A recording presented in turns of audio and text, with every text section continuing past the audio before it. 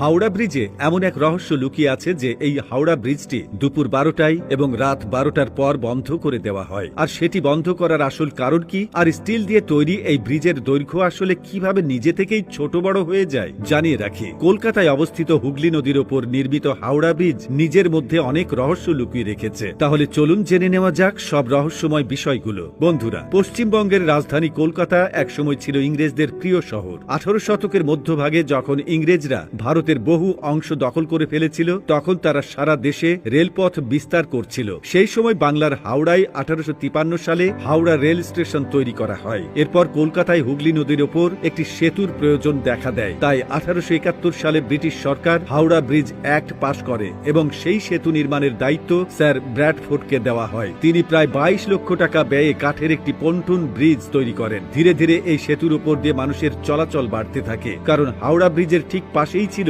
Howrah rail station. কিন্তু এই সেতুর কারণে হুগলি নদীতে চলাচলকারী জাহাজগুলোকে অনেক অসুবিধার মুখোমুখি হতে হতো। সেই কারণেই 1926 সালে ব্রিটিশ সরকার নতুন হাওড়া ব্রিজ নির্মাণের অনুমোদন দেয়, যেখানে কোনো পিলার থাকবে না। একটি ক্যান্টিলিভার ব্রিজ তৈরির সিদ্ধান্ত নেওয়া হয়। 1939 সালে এই পিলারবিহীন সেতুর নির্মাণ কাজ শুরু হয় এবং 1942 সালে তা সম্পূর্ণ হয়। তখন এটি ছিল বিশ্বের দীর্ঘতম ক্যান্টিলিভার সেতু। এরপর থেকেই এটি হাওড়া ব্রিজ নামে পরিচিত হয় এবং আজও এটি কলকাতার গৌরব ও প্রতীকের মতো দাঁড়িয়ে আছে। এই সেতুর বিশেষত্ব হল এটিতে কোনো পিলার নেই এবং নির্মাণে কোনো নাট বল্টু ব্যবহার করা হয়নি, বরং ইস্পাতের পাতগুলোকে যুক্ত করতে ধাতব রিভেট কিল ব্যবহার করা হয়েছে। হাওড়া ব্রিজ নদীর দুই তীরে অবস্থিত 280 ফুট উঁচু দুটি টাওয়ারের উপর ভর করে দাঁড়িয়ে আছে। এই ঐতিহাসিক সেতু নির্মাণে 26,000 টন স্টিল ব্যবহার করা হয়েছিল, যার মধ্যে প্রায় 23,000 টন স্টিল সরবরাহ করেছিল টাটা কোম্পানি। সেই সময় এটি ছিল বিশ্বের তৃতীয় বৃহত্তম ক্যান্টিলিভার ব্রিজ। ইংরেজরা সেতুটি